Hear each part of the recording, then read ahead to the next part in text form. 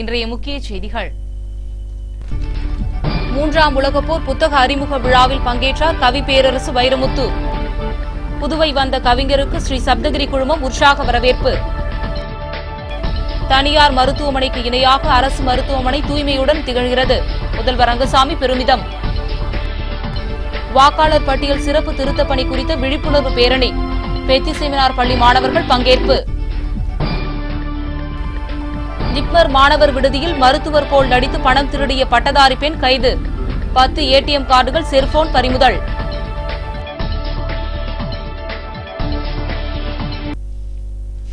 இனி விரிவான செய்திகள். 3ஆம் உலகப்போர் அறிமுக விழாவிற்காக புதுச்சேரி வந்த கவி பேரரசு வைரமுத்துவிற்கு ஸ்ரீ சப்தகிரி குழுமத்தினர் உற்சாக வரவேற்பு அளித்தனர். 3ஆம் உலகப் போருக்கு அணுகுண்டு வேண்டாம், அல்-கொய்தா தேவையில்லை, இந்தோ சீனா போர் தேவையில்லை, மனிதன் இயற்கைக்கு எதிராக செய்து வரும் சதிகளே போதும் என்பதை சாட்டையடி கொடுத்து காட்டியிருக்கிறார் தமது 3ஆம் உலகப்போர் புத்தகத்தில் கவி பேரரசர் வைரமுத்து. அத்தகைய உத்தமம் மிகுந்த புத்தக அறிமுக விழா கம்பன் கலையரங்கில் சிறப்பாக நடைபெற்றது. ஸ்ரீ சப்தகிரி குழும நிறுவனரும் தொழிலதிபருமான VP சிவக்கொழுந்து தலைமையில் நடைபெற்ற இவ்விழாவில் சிறப்பு விருந்தினராக கலந்து கொண்ட கவியரசர் வைரமுத்து நூலை அறிமுகம் செய்து வைத்து எழுச்சி உரை ஆற்றினார். இவ்விழாவில் ஸ்ரீ சப்தகிரி குழும நிர்வாக இயக்குனர் VP ராமலிங்கம், முத்து கோல்டவுஸ் உரிமையாளர் முத்து பழனி அடைக்கலம், வெற்றி தமிழர் பேரவை அமைப்பாளர் கவிஞர் கோவிந்தராசு, பொதுச் செயலாளர் முத்தையா உள்ளிட்ட பலரும் பங்கேற்றார்கள். முன்னதாக புதுச்சேரி வந்த கவி பேரரசரை ஸ்ரீ சப்தகிரி குழுமத்தினர் தமது வீட்டில் உபசரித்து உற்சாக வரவேற்பு அளித்தனர். இதனைத் தொடர்ந்து எஸ் மீடியா தொலைக்காட்சிக்கு பிரத்யேக பேட்டி அளித்த கவியரசர், வணக்கம். எஸ் மீடியா தொலைக்காட்சிக்கு என் வாழ்த்துக்கள்.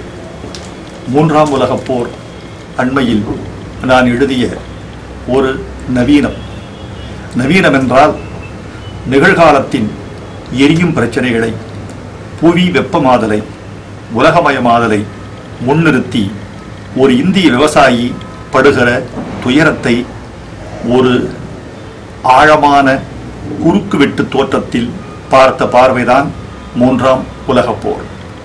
இது உள்ளூர் மொழியில் எழுதப்பட்ட உலக இலக்கியம் என்று பெருமக்களால் கொண்டாடப்படுகிற இந்த படைப்பை புதுச்சேரியில் அறிமுகம் செய்ய வேண்டும் என்று சப்தகிரி அறக்கட்டளையும் வெற்றி தமிழர் பேரவையும் இணைந்து நிகழ்த்திய இந்த விழா என் மனதுக்கு மகிழ்ச்சி தருகிறது. பொதுவாக காட்சி ஊடகம் வந்த பிறகு படிக்கும் பழக்கம் குறைந்து விட்டது என்று ஒரு குற்றச்சாட்டு இருக்கிறது. படிக்கும் பழக்கத்தை எந்த காட்சி ஊடகம் தடுக்கிறது என்று கருதப்படுகிறதோ அதே காட்சி ஊடகத்தின் வாயிலாக படிக்கும் பழக்கத்தை மேலும் விரிவு செய்யவும் மேலும் செழுமை செய்யவும் எஸ் மீடியா போன்ற நிறுவனங்கள் பயன்படுகின்றன என்று நான் மகிழ்கிறேன். புதுச்சேரி மக்கள் தமிழில் தோய்ந்தவர்கள், தமிழாக வாழ்கிறவர்கள்.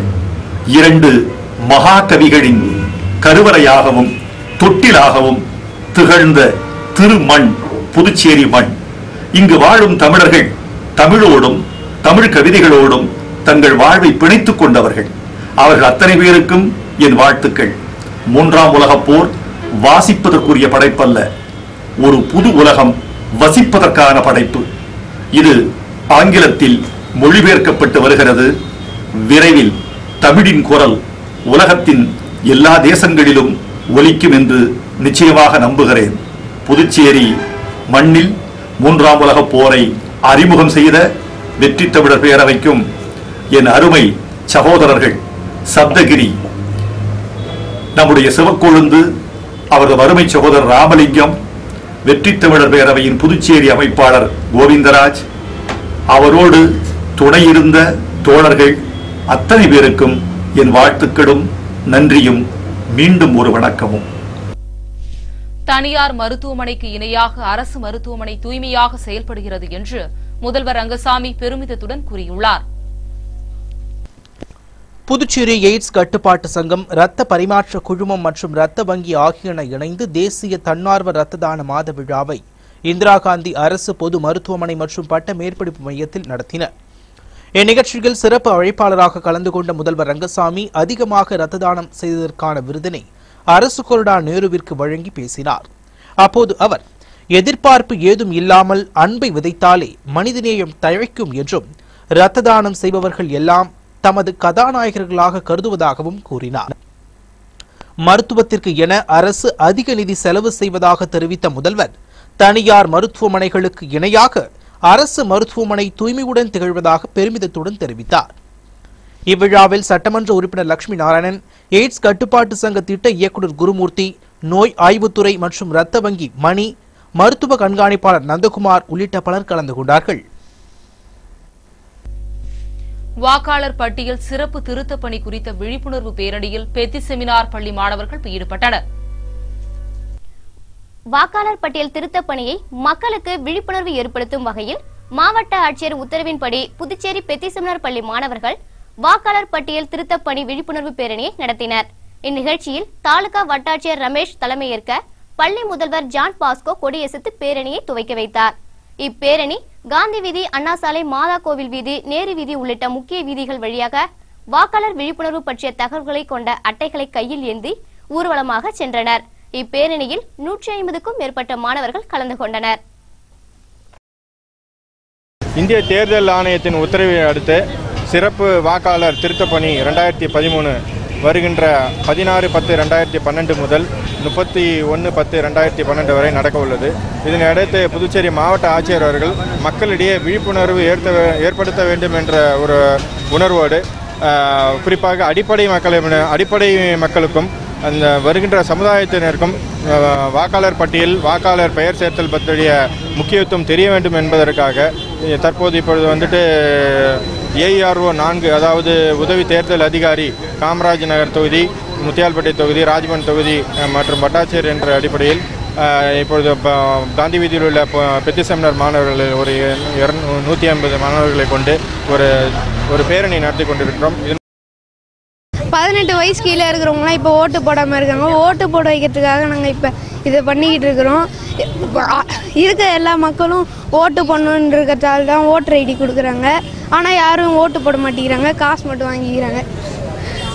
இருக்கிற எல்லாரும் ஓட்டு போடுங்க, சீக்கிரமாக வந்து பதிவு பண்ணுங்க. ஜிப்மர் மாணவர் விடுதியில் மருத்துவர் போல நடித்து பணம் மற்றும் பொருட்களை திருடிய சென்னையை சேர்ந்த பட்டதாரி பெண்ணை புதுவை போலீசார் கைது செய்துள்ளனர். சென்னை தாம்பரத்தில் உள்ள EGS நகரில் வசிக்கும் தனியார் நிறுவன பொறியாளர் ஐயம் பெருமாளின் மனைவி ஸ்வேதா இத்திருட்டில் ஈடுபட்டுள்ளார். புதுச்சேரியில் உள்ள ஜிப்மர் மருத்துவமனையின் மாணவியர் விடுதியில் தங்கி பலவிதமான சாவிகளை பயன்படுத்தி நகைகள், லேப்டாப், செல்போன் உள்ளிட்ட பொருட்களை ஸ்வேதா திருடியது விடுதியில் உள்ள CCTV கேமராவில் பதிவாகி இருந்ததை புகாரின்படி கண்டுபிடித்த போலீசார் ஸ்வேதாவை தனிப்படை அமைத்து தேடி வந்தனர். இந்நிலையில் சிதம்பரம் அருகே புதுச்சத்திரம் பகுதியில் இருசக்கர வாகனத்தில் வேகமாக சென்ற பெண்ணை போலீசார் மடக்கி விசாரித்ததில் அப்பெண் ஸ்வேதா என்பது தெரிய வந்தது. இதனையடுத்து கைது செய்து புதுச்சேரிக்கு அழைத்து வந்துள்ள போலீசார் ஸ்வேதாவிடம் விசாரணை நடத்தி வருகிறார்கள். கைது குறித்து SP பைரவசாமி கூறுகையில், கைதான ஸ்வேதாவிடமிருந்து 10 ATM கார்டுகள், செல்போன், சாவிக்கொத்து உள்ளிட்டவை பறிமுதல் செய்துள்ளதாகவும் நாளை தாம்பரம் சென்று நகை மற்றும் பணத்தை பறிமுதல் செய்ய உள்ளதாகவும் கூறினார்.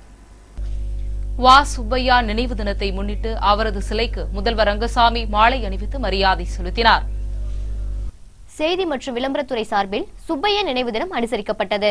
இதனையொட்டி நெல்லித்தோப்பு சிக்னல் அருகில் உள்ள சுப்பையா சிலைக்கு அரசு சார்பில் முதலமைச்சர் ரங்கசாமி மாலை அணிவித்து மரியாதை செய்தார். நிகழ்ச்சியில் சபாநாயகர் சபாபதி, அமைச்சர் ராஜவேலு, அரசு கொறடா நேரு, தமிழ்ச்செல்வன் MLA, இந்திய கம்யூனிஸ்ட் கட்சியின் மாநில செயலாளர் விஸ்வநாதன் உள்ளிட்ட பலர் கலந்து கொண்டு சுப்பையா சிலைக்கு மாலை அணிவித்து மரியாதை செய்தனர்.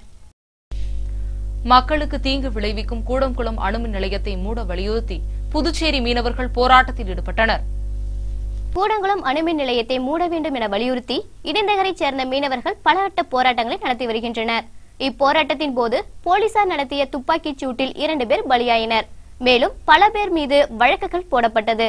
இந்த வழக்குகள் வாபஸ் பெற வேண்டும் எனவும், துப்பாக்கிச் சூடு குறித்து நீதி விசாரணை வழங்க வேண்டும், மக்களுக்கு தீங்கு விளைவிக்கும் கூடங்குளம் அணுமின் நிலையத்தை மூட வேண்டும் என்பன போன்ற கோரிக்கைகளை வலியுறுத்தி புதுச்சேரி மீனவர்கள் தலைமை தபால் நிலையம் முன்பு போராட்டத்தில் ஈடுபட்டனர். மக்களுக்கு தீங்கு விளைவிக்கும் கூடங்குளம் அணுமின் நிலையத்தை மூட வேண்டும், இடைநகரை மீனவர்கள் மீது போடப்பட்ட வழக்குகளை வாபஸ் பெற வேண்டும், இல்லை என்றால் போராட்டம் தீவிரமடையும் என்றும் அவர்கள் கூறியுள்ளனர். இவ்வார்ப்பாட்டத்துக்கு விடுதலை வேங்கை நிறுவன அமைப்பாளர் மங்கையர் செல்வன் தலைமை தாங்கினார். மாநில அமைப்பாளர் கங்காதரன் முன்னிலை வகித்தார். தமிழ்நாடு புதுவை மீனவ கூட்டமைப்பு செயலாளர் மைக்கேல், பொருளாளர் செல்வம், கடலூர் மாவட்ட பொறுப்பு குழு தலைவர் சிவராஜ், முதன்மை செயலாளர் மலையாளத்தான், துணை செயலாளர் மோகன், மாநில செயலாளர் அசோகன் உள்ளிட்ட பலர் கலந்து கொண்டனர். இந்திரா காந்தி அரசு மருத்துவமனையில் ஊடுகதிர் கருவியை முதல்வர் ரங்கசாமி அர்ப்பணித்தார். புதுவை அரசு இந்திரா காந்தி அரசு பொது மருத்துவமனை மற்றும் பட்ட மேற்படிப்பு மையத்தில் கணினி மயமாக்கப்பட்ட ஊடுகதிர் கருவி, படம் சேகரிப்பு மற்றும் தகவல் தொடர்பு கருவியை மக்களுக்கு அர்ப்பணிக்கும் விழா நடைபெற்றது. விழாவில் துறை தலைவர் டாக்டர் ரவிச்சந்திரன் வரவேற்புரை வழங்கிட சட்டமன்ற உறுப்பினர் லட்சுமி நாராயணன் தலைமையேற்றார். சிறப்பு அழைப்பாளராக முதல்வர் ரங்கசாமி கலந்து கொண்டு இக்கருவியை துவக்கி வைத்து மக்களுக்கு அர்ப்பணித்தார். இவ்விழாவில் வாரிய தலைவர் வையாபுரி மணிகண்டன், நலவழித்துறை இயக்குநர் ராமன், மருத்துவ கண்காணிப்பாளர் நந்தகுமார், உள்ளிருப்பு மருத்துவ அதிகாரி குமாரவேல், மக்கள் தொடர்பு அதிகாரி ரகுநாதன் உட்பட பலர் கலந்து கொண்டனர். புசி வீதியில் பிளாஸ்டிக் பொருட்கள் எரிந்ததால் ஏற்பட்ட புகை காரணமாக பொதுமக்கள் மூச்சு திணறி பெரிதும் பாதிக்கப்பட்டனர். புசி வீதி மற்றும் காந்தி வீதி சந்திப்பில் தனியாருக்கு சொந்தமான பழக்கடை உள்ளது. அந்த பழக்கடையின் மேல் மாடியில் பிளாஸ்டிக் பொருள் மற்றும் டயர் போன்றவற்றை எரித்துள்ளனர். இதனால் ஏற்பட்ட புகையால் புசி வீதி மற்றும் காந்தி வீதியில் கருமேகமாக காட்சியளித்தது. மேலும் அவ்வழியே சென்ற பொதுமக்கள் பலருக்கு மூச்சு திணறல் ஏற்பட்டு பெரிதும் பாதிக்கப்பட்டனர். இதுகுறித்து தகவலறிந்து வந்த தீயணைப்பு வீரர்கள் சம்பவ இடத்திற்கு வந்து தீயை அணைத்தனர். இதனால் அப்பகுதியில் பரபரப்பு ஏற்பட்டது. தொழிலாளர் துறையில் நடைபெற்ற வாக்குச்சாவடி அதிகாரிகளுக்கான பயிற்சி வகுப்பினை மாவட்ட ஆட்சியர் தீபக்குமார் துவக்கி வைத்தார். இந்திய தேர்தல் ஆணையத்தின் அறிவுறுத்தலின்படி ஜனவரி 1ஆம் தேதி 2013 தகுதி நாளாக கொண்டு 18 வயது பூர்த்தியடைந்த வாக்காளர்களை வாக்காளர் பட்டியலில் சேர்க்கும் பணி வரும் 16ஆம் தேதி தொடங்கி 31ஆம் தேதி வரை நடக்கிறது. இதற்காக வாக்காளர் பதிவு அதிகாரி, துணை வாக்காளர் பதிவு அதிகாரி, வாக்குச்சாவடி அதிகாரிகள் மேற்கொள்ள வேண்டிய நடவடிக்கைகள் குறித்த பயிற்சி வகுப்பு தொழிலாளர் துறை வளாகத்தில் நடைபெற்றது. மாவட்ட ஆட்சியரும் தேர்தல் அதிகாரியுமான தீபக்குமார் இப்பயிற்சி முகாமை துவக்கி வைத்தார். இதில் காரைக்கால், மாஹே மற்றும் ஏனாம் பகுதியைச் சேர்ந்த வாக்காளர் பதிவு அதிகாரிகள், துணை வாக்காளர் பதிவு அதிகாரிகள் மற்றும் முதன்மை பயிற்றுநர்கள் கலந்து கொண்டு சிறப்பு வாக்காளர் திருத்த பணியின் போது மேற்கொள்ள வேண்டிய நடவடிக்கைகள் குறித்து பயிற்சி பெற்றனர். மாநில அமைப்பாளராக பொறுப்பேற்று புதுவை திரும்பிய எம்ஏஎஸ் சுப்பிரமணியனுக்கு அவரது ஆதரவாளர்கள் உற்சாக வரவேற்பு அளித்தனர்.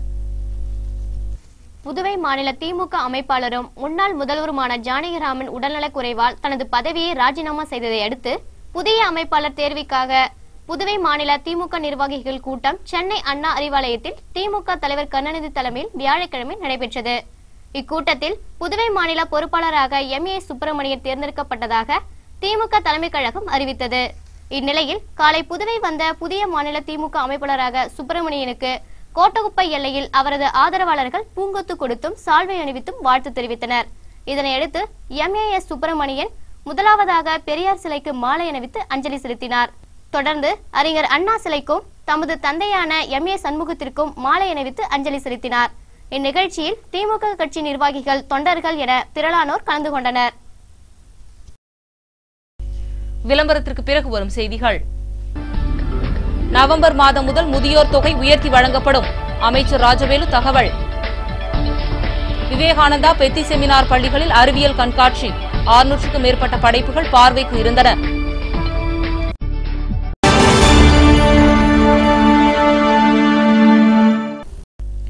செய்திகள் தொடர்கின்றன.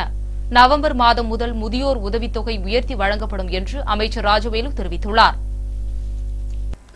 புதுச்சேரியில் 1,11,000 பேர்களுக்கு முதியோர் பென்ஷன் வழங்கப்பட்டு வருகிறது. இந்த ஓய்வூதியத்தை தொடர்ந்து பெற வேண்டும் என்றால் வருமான வரி சான்றிதழ் சமர்ப்பிக்க வேண்டும் என்று அங்கன்வாடி மூலம் அறிவிக்கப்பட்டது. இதனால் பென்ஷன் பெற்று வந்த முதியோர்கள் பெரும் கலக்கமுற்றனர். மேலும் பல்வேறு அரசியல் கட்சிகளும் இயக்கங்களும் இம்முடிவிற்கு எதிர்ப்பு தெரிவித்திருந்தன. இந்நிலையில் சட்டசபை வளாகத்தில் செய்தியாளர்களுக்கு பேட்டியளித்த அமைச்சர் ராஜவேலு, புதுச்சேரியில் 1,11,000 பேர் முதியோர் பென்ஷன் பெற்று வருவதாகவும் இவர்கள் தொடர்ந்து பென்ஷன் பெற புதிய சான்றிதழ் எதையும் சமர்ப்பிக்க தேவையில்லை என்றும் பழைய நிலையே தொடரும் என்றும் கூறினார்.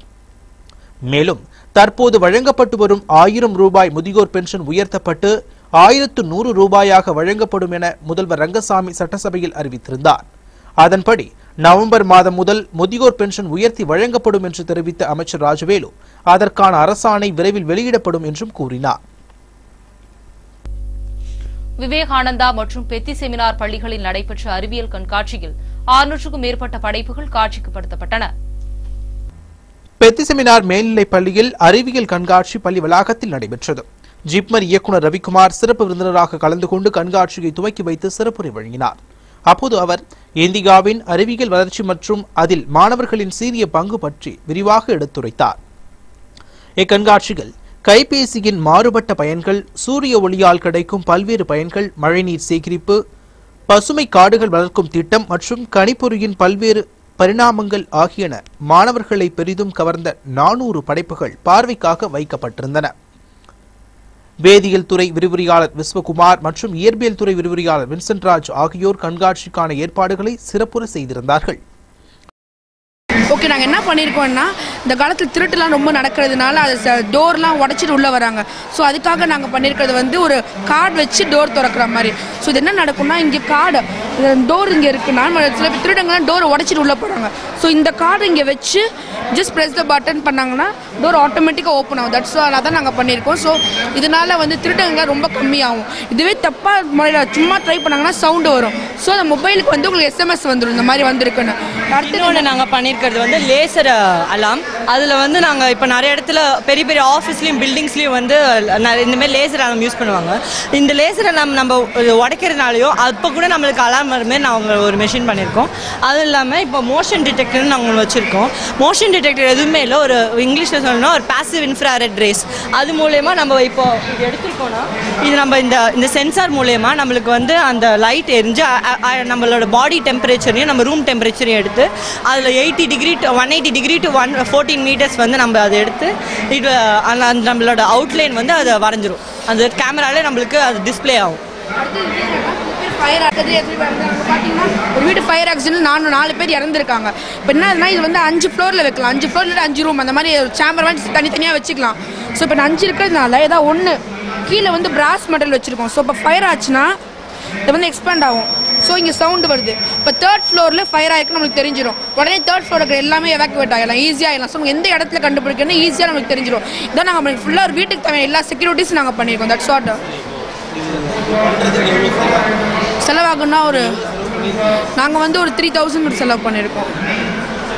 இது நம்ம லோ காஸ்ட்டில் கூட பண்ணணும்னா இப்போ நம்ம வீட்டிலலாம் நம்ம இது வைக்கணும்னா இப்போ நம்ம இதில் ஏதாவது ஒன்று வச்சா கூட நம்ம ப்ரிவெண்ட் பண்ணலாம். இப்போ நம்ம இந்த திருடர்கள் வராமல் இருக்கிறதுக்காக நான் அந்த பஞ்ச் கார்டு டோர் சிஸ்டம்னு ஒன்று பண்ணியிருக்கோம்ல, அது பண்ணுறதுக்கு நம்ம வந்து கம்மியான காசு செலவு பண்ணால் கூட போதும். இப்போ நம்ம வீட்டில் எப்படி இருந்தாலும் ஒரு டோர் இருக்க போகுது, அதில் இந்தமாதிரி ஒரு செக்யூரிட்டி சிஸ்டம் வைக்கிறனால நம்மளுக்கு ஒன்றும் இப்போ நாங்கள் பண்ணியிருக்கிறது 4 இதுக்கு நம்மளுக்கு 3000 ரூபாய் இருக்குது. ஒன்றுத்துக்கு கம்மியாக தான் ஆகும் கண்டிப்பாக. அதை நம்ம வீட்டில் செட் பண்ணுறேன்னா ஒரு 2000 செட் பண்ணி நம்ம இவ்வளோ தூரம் ப்ரிவெண்ட் பண்ணலாம்ல. Prevention is better then cure, அது எல்லாருக்குமே தெரியும். அதனால நம்ம இந்த மாதிரி ப்ரிவென்ட் பண்ணுறது நல்லது. அதான் எங்களோட திங். என் பேர் அஸ்வின் குமார். நான் வந்து 8th ஸ்டாண்டர்ட் படிக்கிறேன். பெட்டி செமினார் ஸ்கூலில் தான் படிக்கிறேன். என்னோட ப்ராஜெக்ட் வந்து க்ரீன் அண்ட் ஸ்மார்ட் ஹோம். இது வந்து ஃபுல்லாக சோலரில் தான் வந்து லைட்லாம் ஆன் பண்ணுறது ஆஃப் பண்ணுறது. இதில் வந்து நான் ரிமோட் வச்சு ஆப்ரேட் பண்ணுவேன். இப்போ வந்து நான் ரிமோட்டை அமுத்தினேன்னா அது லைட்டு வரும். அது எப்படின்னா வந்து இங்கேருந்து அது வந்து என்கோடருக்கு போவோம். என்கோடர்லேருந்து டிரான்ஸ்மிட்டர் போவோம். அந்த டிரான்ஸ்மிட்டர் வந்து பின்னாடி ஒரு ஆண்டனா இருக்குது. அதில் வந்து அப்படியே அந்த எலக்ட்ரிக்கல் கரண்ட் போவோம். அங்கேருந்து அங்கே ஒரு ரிசீவர் இருக்கும். அங்கேருந்து எலக்ட்ரானிக் மைக்ரோ கண்ட்ரோலர் அங்கேருந்து தான் வந்து இதில் வரும். இதில் வந்து நான் வந்து பக்லெஸ் அலாம் கூட செட் பண்ணியிருக்கேன். இப்படி நைட்டில் தூங்கும் போது இதை வந்து ஆன் பண்ணிக்கணும். அப்படி ஆன் பண்ணிவிட்டு அதுக்கப்புறம் வந்து யாரோ வந்து திருட யாராவது வந்தால் கேட் ஓப்பன் பண்ணும்போது சவுண்டு வரும். இதேபோல் செல்லபெருமாள்பேட்டை விவேகானந்தா மேல்நிலைப் பள்ளியில் அறிவியல் கண்காட்சி நடைபெற்றது. பள்ளியின் முதல்வர் செல்வ கணபதி விழாவினை தொடங்கி வைத்தார். இக்கண்காட்சியில் மாணவ மாணவியரின் 200க்கும் மேற்பட்ட அறிவியல் படைப்புகள் இடம்பெற்றிருந்தன. பார்வையாளர்களுக்கு மாணவர்கள் தங்கள் மாதிரி படைப்புகளின் இயக்குமுறை பற்றியும் அவற்றை நடைமுறையில் பயன்படுத்திக் கொள்ளக்கூடிய விதம் பற்றியும் தெளிவாக விளக்கினர். கண்காட்சியில் இடம்பெற்றிருக்கும் படைப்புகளில் சிறந்தனவாக தேர்வு செய்யப்பட்டு படைப்பாளர்களுக்கு தொடக்கப்பள்ளி மாணவ மாணவியர் முதல் மேல்நிலைப்பள்ளி மாணவ மாணவியர் வரை ரொக்க பரிசு பள்ளியின் ஆண்டு விழாவின் போது வழங்கப்படும் என்று கூறப்பட்டுள்ளது. நான் பண்ணிக்கிற ப்ராஜெக்ட் நேம் வந்து ஆன்டி கொலிஷன் டிவைஸ். இந்த டிவைஸ் எதுக்கு யூஸ் பண்ணிக்கிறேன்னா ட்ரெயினோட ஆக்சிடென்ட்டை தடுக்கிறதுக்காக, நேருக்கு நேர் தடுக்கிறதுக்காக.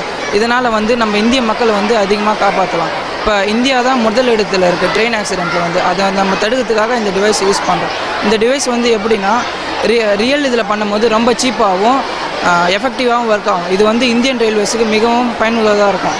இப்போ வந்து ரியல் இதில் வந்து பார்த்திங்கன்னா இது வந்து 2.7 கிலோமீட்டர்ஸ் முன்னாடியே சென்ஸ் ஆகி ஸ்டாப் ஆகிடும். அதனால் நம்ம வந்து எந்த பயமும் இல்லாமல் பல ட்ரெயின்களை வந்து இயக்க முடியும். நம்ம நாட்டில் வந்து தண்ணி வந்து நம்ம ரொம்பவே அழுக்குப்படுத்துகிறோம். அந்த விதத்தில் வந்து இதில் வந்து நம்ம வந்து கெட்ட தண்ணியை வந்து நல்ல தண்ணியாக இது பண்ணுறோம். இதில் வந்து நிறைய ப்ராசஸஸ்லாம் நம்ம யூஸ் பண்ணி இதில் வந்து சுத்தப்படுத்துகிறோம். இந்த தண்ணியை வந்து கடைசியாக நம்ம குடிக்கிறது கூட யூஸ் பண்ணலாம். இதனால் வந்து நிறைய நம்ம வந்து கெட்ட தண்ணியில் வந்து நிறைய டிசீசஸ்லாம் பரவுது. டெங்கு, காலரா அந்த மாதிரிலாம் பரவுது. அதனால் வந்து நம்ம தண்ணியை வந்து க்ளீனாக வச்சுக்கணும். எதுவுமே அங்கே எங்கே குப்பையெல்லாம் தூக்கி போடக்கூடாது. இது பண்ணுறனால எல்லாருக்குமே நல்ல யூஸ் ஆகும். இது வந்து நம்ம கண்ட்ரியில் வந்து இது பண்ணோன்னா நம்ம கண்ட்ரி வந்து ரொம்ப க்ளீன் அண்ட் நீட்டாக இருக்கும். வெங்கடா நகரில் பிடிப்பட்ட அபூர்வ வகை ஆந்தையை வனத்துறையினர் பாதுகாப்புடன் பிடித்து சென்றனர். வெங்கடா நகரில் ஒரு வீட்டு மாடியில் அதிகாலை அரிய வகை பறவை ஒன்று காணப்பட்டது. இது பற்றி வனத்துறைக்கு தகவல் தெரிவிக்கப்பட்டவுடன் வனத்துறை ஊழியர் விரைந்து வந்து பறவையை பாதுகாப்புடன் பிடித்து சென்றார். மலை குகைகளில் வசிக்கக்கூடிய அந்த அரிய வகை ஆந்தையை பிடித்த வனத்துறை ஊழியர் இதனை இரவில் விடுவிப்பதாக தெரிவித்தார். இதற்கு பார்வை தெரியாத நிலையில் காகம் உட்பட பிற பறவைகள் தாக்கக்கூடும் என்பதால் இரவில் கண் தெரியும் போது பறக்க விட்டுவிடுவதாக வனத்துறை ஊழியர் கூறினார். புற்றுநோய் குறித்த விழிப்புணர்வு நிகழ்ச்சி வருகின்ற 13ஆம் தேதி கம்பன் கலையரங்கில் நடைபெற உள்ளதாக கேன்சர் ட்ரஸ்ட் மருத்துவமனை தெரிவித்துள்ளது. புதுச்சேரி கேன்சர் ட்ரஸ்ட் மருத்துவமனை மற்றும் ரிசர்ச் சென்டரின் ட்ரஸ்ட் டாக்டர் பாஸ்கரன் அளித்த பேட்டியில் புற்றுநோயால் பாதிக்கப்பட்ட புதுவை மக்களுக்கு தரமான அதிநவீன மருத்துவத்தை விரைவாகவும் குறைந்த கட்டணத்தில் சிகிச்சை அளிக்கவும் 100 பேர் இணைந்த ரூபாய் 35 கோடியில் கேன்சர் ட்ரஸ்ட் மருத்துவமனை கட்டி வருவதாகவும், கருணை இல்லம் என்ற இறுதிநிலை இலவச சிகிச்சை மையம் உருவாக்க 30 நோயாளிகள் தங்கி சிகிச்சை பெறக்கூடிய அளவுக்கு 1.5 கோடி செலவில் அமைய உள்ள கட்டிடத்துக்கு நிதி திரட்டி வருவதாகவும் கூறினார். இந்நிலையில் 13ஆம் தேதி கம்பன் கலையரங்கில் புற்றுநோய் குறித்த விழிப்புணர்வு நிகழ்ச்சி நடத்த உள்ளதாகவும், இதில் நோயற்ற வாழ்வு நாம் வாழ வேண்டும் என்னும் தலைப்பில் பேச்சாளர் சுகி சிவம் பேசுகிறார் என்றும் அவர் குறிப்பிட்டார். பேட்டியின் போது கேன்சர் ட்ரஸ்ட் மருத்துவமனை செயலாளர் கோபிநாத், பொருளாளர் குருநாத் மற்றும் நிர்வாகிகள் கலந்து கொண்டனர். போலீஸ் மற்றும் ஆதரவற்ற முதியோர் நல்லுறவு கூட்டம் எஸ்பி ராமராஜ் தலைமையில் நடைபெற்றது. புதுவை வடக்கு எஸ்பி அலுவலகத்தில் போலீஸ் மற்றும் ஆதரவற்ற முதியோர் நல்லுறவு கூட்டம் நடைபெற்றது. இக்கூட்டத்தில் எஸ்பி ராமராஜு தலைமை தாங்கி பேசுகையில், ஆதரவற்ற முதியோர்களாகிய நீங்கள் தனியாக இருப்பதாக உணர வேண்டாம். மருத்துவமனை என எந்த அவசர உதவி தேவைப்பட்டாலும் எங்களை அணுகலாம். காவல்துறை எந்நேரமும் முதியோர்களுக்கு உதவி செய்ய தயாராக இருக்கிறது என முதியோர்களுக்கு தன்னம்பிக்கை அளித்தார். இக்கூட்டத்தில் பெரியகடை இன்ஸ்பெக்டர் அங்கப்பன், சப் இன்ஸ்பெக்டர்கள் சஜித், கிருஷ்ணன் மற்றும் ஆதரவற்ற முதியோர்கள் என 30க்கும் மேற்பட்டோர் கலந்து கொண்டனர். நெல்லித்தோப்பு தொகுதியில் 25 லட்சம் ரூபாய் செலவில் சிமெண்ட் சாலை அமைக்கும் பணியினை சட்டமன்ற உறுப்பினர் ஓம் சக்தி சேகர் பூமி பூஜை செய்து துவக்கி வைத்தார். நெல்லித்தோப்பு சட்டமன்ற தொகுதியைச் சேர்ந்த வேல்முருகன் நகர் 1வது பிரதான சாலைக்கு சட்டமன்ற உறுப்பினர் தொகுதி மேம்பாட்டு நிதியிலிருந்து 25 லட்சம் ரூபாய் செலவில் சிமெண்ட் சாலை அமைக்கும் பணிக்கான பூமி பூஜை நடைபெற்றது. சட்டமன்ற உறுப்பினர் ஓம் சக்தி சேகர் கலந்து கொண்டு சிமெண்ட் சாலை அமைக்கும் பணியினை துவக்கி வைத்தார். இந்நிகழ்ச்சியில் செயற்பொறியாளர் சிவபாலன், உதவி பொறியாளர் மோகன்தாஸ், இளநிலை பொறியாளர் ஜீனத், கஜேந்திரன், முன்னாள் councillor Sadasivam, GK. Kannan, ward செயலாளர் ஜெயபால், பழனி, மூர்த்தி, ராஜேந்திரன், மதியழகன், ரங்கநாதன் உட்பட பலர் கலந்து கொண்டனர்.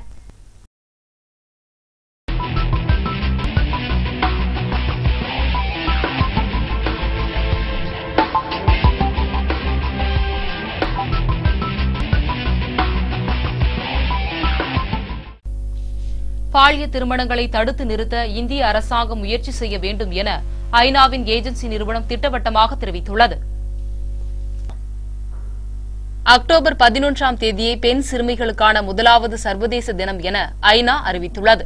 இதனை ஒட்டி பெண் சிறுமிகளுக்கு எதிரான மனித உரிமை மீறல் நடவடிக்கைகளில் முதன்மையானதாக இன்றைய உலகில் காணப்படுவது பாலிய திருமணம் எனவும் ஐநா குறிப்பிட்டுள்ளது. இதனை முன்னிட்டு ஐநாவின் பிரிவுகளான யூனிசெஃப், அன்ஃபா, UN Women and UN information centre ஆகிய நிறுவனங்கள் கூட்டாக இணைந்து இந்தியாவின் பெண்கள் மற்றும் குழந்தைகள் அபிவிருத்தி அமைச்சரான கிருஷ்ணா டிராக்கிற்கு உலக பெண் சிறுமிகளின் தினத்தில் சிறுமிகளுக்கு எதிரான பாலிய திருமணத்தை தடுத்து நிறுத்த நடவடிக்கை எடுக்க வேண்டும் என கோரி ஒரு கடிதம் எழுதியுள்ளது. இந்தியாவில் உள்ள 8 மாநிலங்களில் வாழும் இளம் சிறுமிகளின் அரைவாசிக்கும் மேற்பட்டவர்கள் 18 வயதை அடையும் முன்பே பாலிய திருமணத்திற்கு உட்படுத்தப்படுகிறார்கள் எனவும் இது மிகவும் கொடுமையான விஷயம் எனவும் அந்த கடிதத்தில் குறிப்பிடப்பட்டுள்ளது.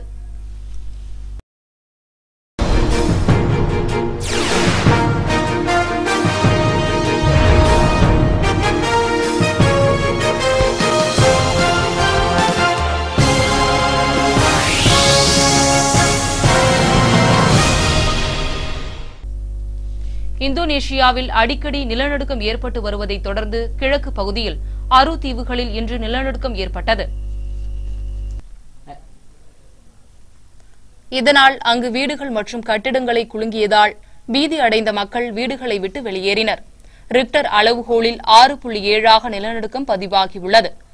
அரு தீவுகளில் டோபோ என்ற இடத்தில் பூமிக்கு அடியில் 80 கிலோமீட்டர் ஆழத்தில் நிலநடுக்கம் ஏற்பட்டதாக அமெரிக்க புவியியல் ஆராய்வு மையம் தெரிவித்துள்ளது.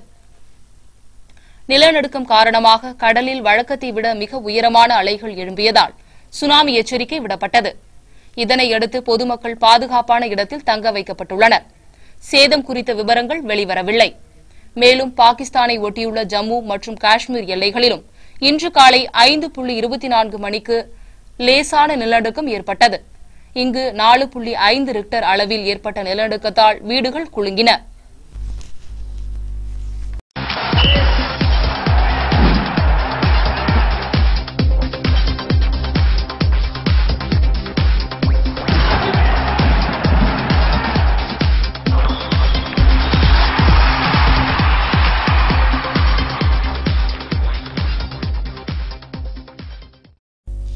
கோலிக்கு அணித்தலைவர் பதவி தர வேண்டாம் என பாகிஸ்தான் முன்னாள் வீரர் அக்ரம் தெரிவித்துள்ளார். இலங்கையில் நடந்த 4வது T20 உலகக்கோப்பை தொடரில் பங்கேற்ற இந்திய அணி அரையிறுதிக்கு முன்னேறாமல் திரும்பியது. இதனால் டெஸ்ட், ஒருநாள் மற்றும் T20 என்று 3 வித போட்டிகளுக்கும் இந்திய அணிக்கு 3 அணித்தலைவர்களை நியமிக்கலாம் என்று பலரும் கருத்து தெரிவித்தனர். இதுகுறித்து பாகிஸ்தான் அணியின் முன்னாள் அணித்தலைவர் வாஷிம் அக்ரம் கூறுகையில், இந்தியாவின் இளம் வீரர் விராட் கோலி தொடர்ந்து சிறப்பான ஆட்டத்தை வெளிப்படுத்தி வருகிறார். தற்பொழுதும் நல்ல ஃபார்மில் உள்ளார். அவரை T20 அணிக்கு அணித்தலைவராக நியமிக்கலாம் என்று கருத்து நிலவுகிறது. அணித்தலைவர் பதவியை கோலிக்கு தர அவசரப்படக்கூடாது. இதற்கு இன்னும் சில காலம் காத்திருக்க வேண்டும். தற்பொழுது அவர் போட்டியில் மட்டுமே கவனம் செலுத்த வேண்டும் என்றும் கோலி மீது எவ்வித பொறுப்புகளையும் திணிக்கக்கூடாது எனவும் கூறியுள்ளார்.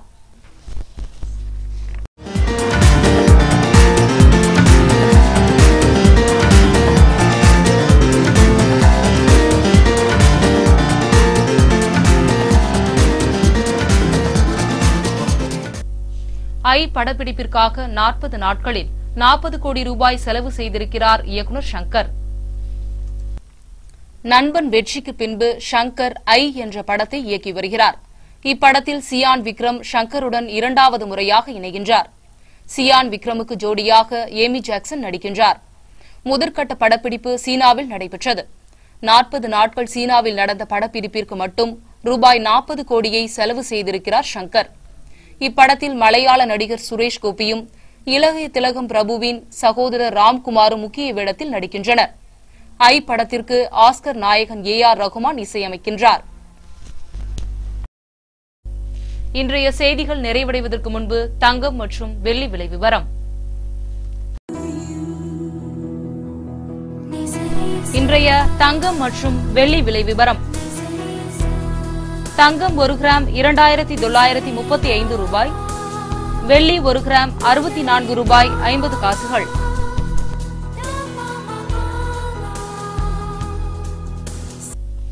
மீண்டும் இன்றைய முக்கிய செய்திகள். 3ஆம் உலகப்போர் புத்தக அறிமுக விழாவில் பங்கேற்றார் கவி பேரரசு வைரமுத்து. புதுவை வந்த கவிஞருக்கு ஸ்ரீ சப்தகிரி குழுமம் உற்சாக வரவேற்பு. தனியார் மருத்துவமனைக்கு இணையாக அரசு மருத்துவமனை தூய்மையுடன் திகழ்கிறது. முதல்வர் ரங்கசாமி பெருமிதம். வாக்காளர் பட்டியல் சிறப்பு திருத்தப் பணி குறித்த விழிப்புணர்வு பேரணி. பெத்தி செமினார் பள்ளி மாணவர்கள் பங்கேற்பு. ஜிப்மர் மாணவர் விடுதியில் மருத்துவர் போல் நடித்து பணம் திருடிய பட்டதாரி பெண் கைது. 10 ATM கார்டுகள், செல்போன் பறிமுதல். நவம்பர் மாதம் முதல் முதியோர் தொகை உயர்த்தி வழங்கப்படும். அமைச்சர் ராஜவேலு தகவல். விவேகானந்தா பெத்தி செமினார் பள்ளிகளில் அறிவியல் கண்காட்சி. 600க்கும் மேற்பட்ட படைப்புகள் பார்வைக்கு இருந்தன. இத்துடன் இந்த செய்தியறிக்கை நிறைவடைகின்றன. வணக்கம்.